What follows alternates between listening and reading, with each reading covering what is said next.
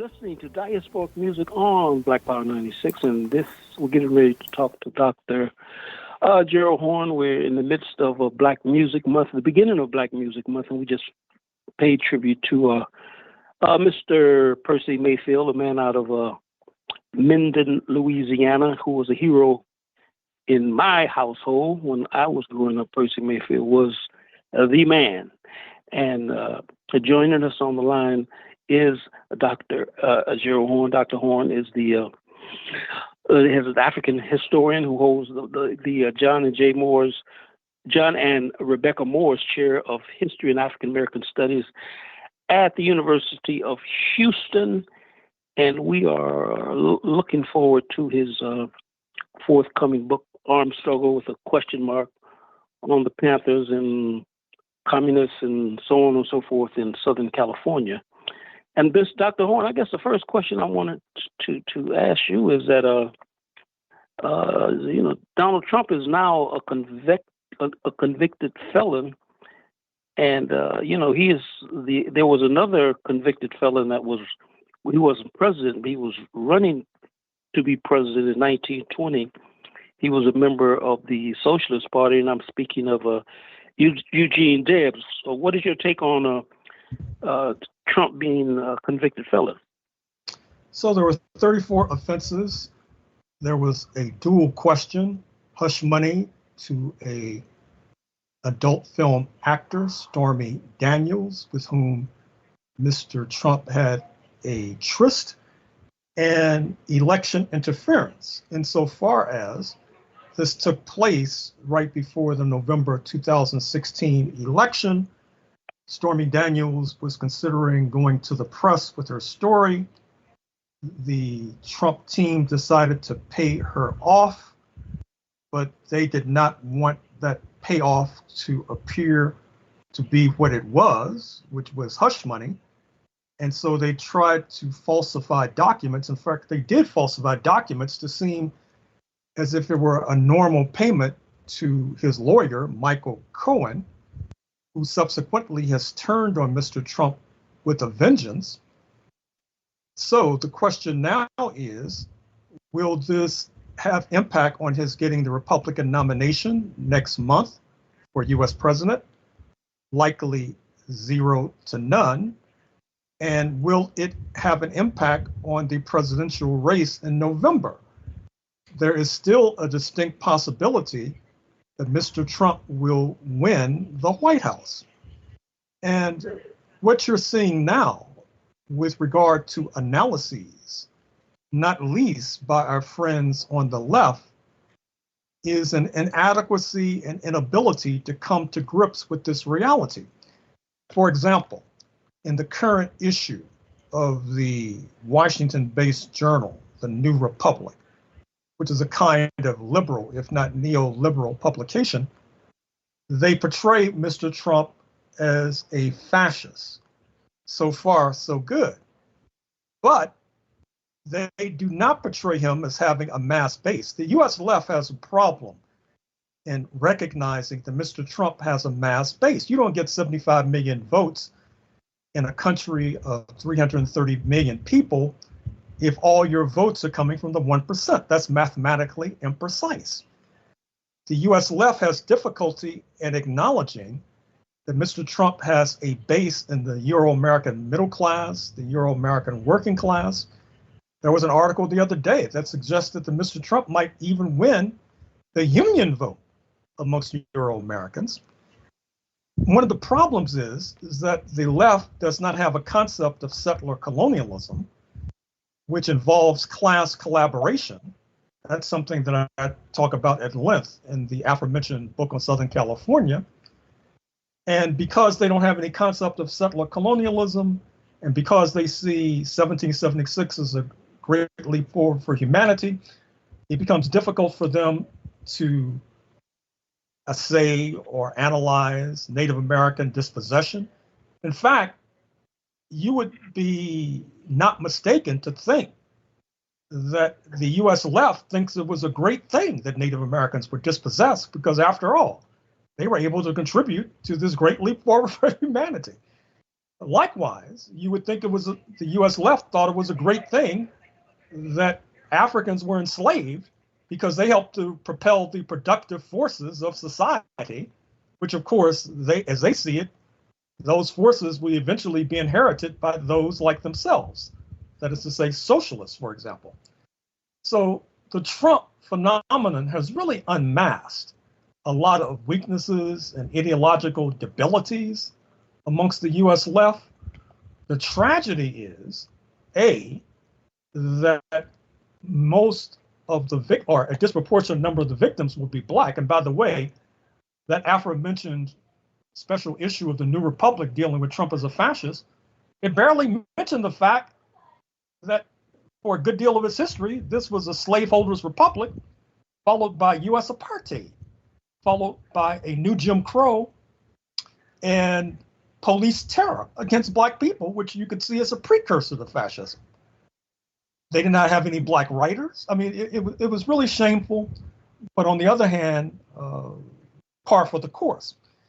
And then, as I've done many times before, likely without much effect, I would like to really appeal to our friends in Canada to intervene ideologically, because these folks south of the border, they need help. And I'm not sure if that's possible, because I think that our friends in Canada, because the Canadian ruling class tends to distinguish itself from the US by pointing to what they see as the uniqueness of Canada and the uniqueness of not being like the United States. And I think that leads to the Canadian left to then oppose the Canadian ruling class by trumpeting the fact that the United States supposedly had this revolution, Canada did not. And so Canada is lagging behind the United States, which of course is not very helpful to the struggling masses south of the border. It's not very helpful to Black people. It's not even very helpful to the Canadian left. I think we should make an appeal to Eve Engler. Eve Engler is writes on. He's written many books on. He is a progressive. I don't know if Eve lives in Montreal or Ottawa, but we will reach out to him. And are you familiar with Eve Engler, Dr. Horne? I am. I haven't read his work, but I am familiar. Okay. He's got a handbook on Canada and Africa, and he's prolific. He writes every single day. I mean, literally, he's almost as prolific as yourself. He's quite a force to be reckoned with. Melinda, you have another question? Yeah, just a note, Eves is also like really active and challenging MPs right now, so he goes after them. So it's interesting if people want to follow him on Instagram, you could see all that. But yeah, let's move to the South African elections. Well, first of all, let me say that I'm a little under the weather as we speak, and I might have to sign off, just like I had to abort, unfortunately, a Zoom lecture, a very important Zoom lecture this morning, precisely on the South African elections. So bear with me as I soldier on. Just a few days ago, you had the voters in South Africa lining up to cast their ballots. The final totals are not in, but it appears that the ANC has lost its majority. Apparently, they've gotten 40+% of the vote. In 2019, they got 57% plus, which is quite a drop-off. The Democratic Alliance, the Neo-Apartheid Party, the Settler Party, received 20% plus. They're number 2. The MK Party, the party of the defrocked former South African president Jacob Zuma, very strong in KwaZulu-Natal, received about 14 to 15% of the vote. The party of Julius Malema, of the Economic Freedom Fighters, he of course was a former leader of the ANC Youth League, His party received 9 to 10% of the vote. And so if you add up 40 plus 14 plus 9 to 10, you see that there is a significant majority in South Africa for transformation. Now, I should add quickly that Mr. Zuma's message was muddled. On the one hand, he was calling for nationalization of the commanding heights of the economy. On the other hand, there was more than a scintilla of conservatism as he called for the exiling of pregnant teenage girls to Robben Island, where ANC prisoners and communist prisoners used to be held. Interestingly enough, Mr. Zuma had a dual role in the sense that his corruption-stained administration from 2009 to about 2018, 2019 was a major source of sticky fingers and corruption, helping to drive down the reputation of the ANC, which led to his being replaced by Cyril Ramaphosa. Likewise, Julius Malema, who once announced portentously that he would kill for Jacob Zuma, was a beneficiary of the ANC decline. And of course, Mr. Malema also has been implicated in various cases of corruption. So South Africa is sailing into uncharted waters. It's unclear who they will form a coalition with. Mr. Zuma, who was on a revenge tour, says there's no way that his MK party will join a coalition headed by Cyril Ramaphosa, who deposed him about 15 odd years ago, about 5 or 6 odd years ago. Mr. Malema is agnostic with regard to Cyril, which means that he could potentially be a coalition partner. Of course, the North Atlantic elite wants to see the ANC in coalition with the Neo-Apartheid Party. And let me also say that you got a startling and stark example of how the settlers do not give up. They had to relinquish apartheid power in 1994, but they have blocked initiatives since then. And I would say that for those who are puzzled or disappointed by the ANC's performance, I maintained in my book, White Supremacy Confronted, that it has a lot to do with the fact that the ANC was forced into negotiations as their main ally, the socialist camp, was decomposing. The same thing happened to the Palestinians in the Oslo Agreement. The problem is that many of the folks who are doing so-called analysis, they never realized the importance of the Soviet Union and its allies, particularly the German Democratic Republic. And because of that deficit, they were not able and have not been able to analyze its absence. And so therefore they rely upon subjective evaluations, such as the PLO sold out, the ANC sold out. Now, to be sure, as I said about Jacob Zuma, he was a disaster. I mean, it was probably the most disastrous personnel change in the history of bourgeois politics, perhaps since FDR, Franklin Roosevelt, replaced his left-leaning Vice President Henry A. Wallace with Harry S. Truman, and then proceeded to kick the bucket. Jacob Zuma was a disaster, and of course, far be it from me to comment on his personal life, but I have to believe that the fact that he has 4 wives and children too numerous to count helps to account for his sticky fingers, because he has a lot of mouths to feed, not to mention the not unrelated point that he was accused credibly of raping the young daughter of an elderly comrade.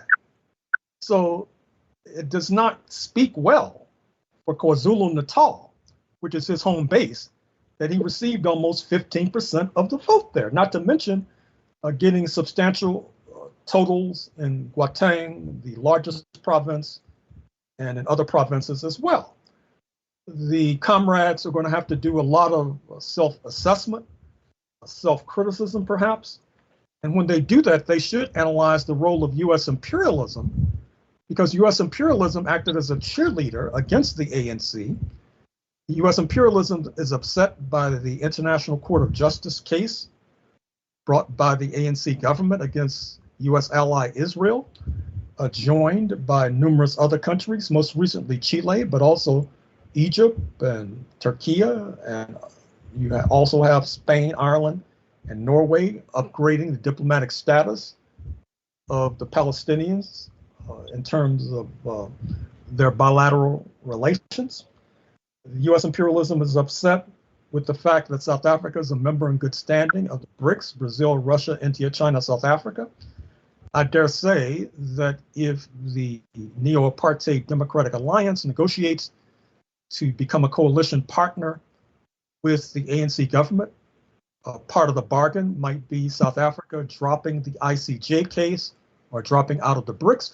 And this brings me to some of the critiques of many of our friends on the left. Their hostility to the ANC did not take into account what were the alternatives. It's almost as if the ANC was running against its ally, the South African Communist Party, and that's probably being charitable, except that the ANC was running against Zuma, Malema, and a neo-apartheid party. But they've been so disappointed by the ANC, perhaps without taking into account the change in the international climate that caused the last apartheid leader, F.W. de Klerk, to negotiate with the ANC, which meant that the South African government entered power in 1994 with one arm tied behind its back. So in any case, that's my analysis of this South African election. Let us hope that the new government, whatever permutations it adopts, will not follow the North Atlantic lead and turn against its neighbor Zimbabwe, or, for example, become indifferent to the problems in neighboring Mozambique, which is fighting an insurgency by religious zealots, many of whom backed by U.S. neoconservatives and Gulf Arab allies of U.S. imperialism. So it's a very tricky moment right now. And as Fidel Castro used to say, it calls for nerves of steel. If I'm not mistaken, didn't Julius Malema make a statement recently, a day or two ago, saying that if the ANC calls that his party would support the African National Congress? Oh, sure. Unlike Zuma, he does not see Cyril as a deal breaker. And we'll see. I mean, they got 10%, 9%. They could probably cobble together another 2% from another party. There were 50 plus parties in this election. So we'll have to wait and see I'm going to have to sign off. I'm fading fast, Norman. I'm sorry. I have to apologize. All right, no problem. So next week, hopefully, and get well, sir. Yeah, I hope so. Good luck. Bye-bye. Right, and we have been speaking with Dr. Gerald Horne. And is there, Melinda, is there anything you wanted to deal with? Because I have some music that I would like to play, but is there anything you would like to deal with?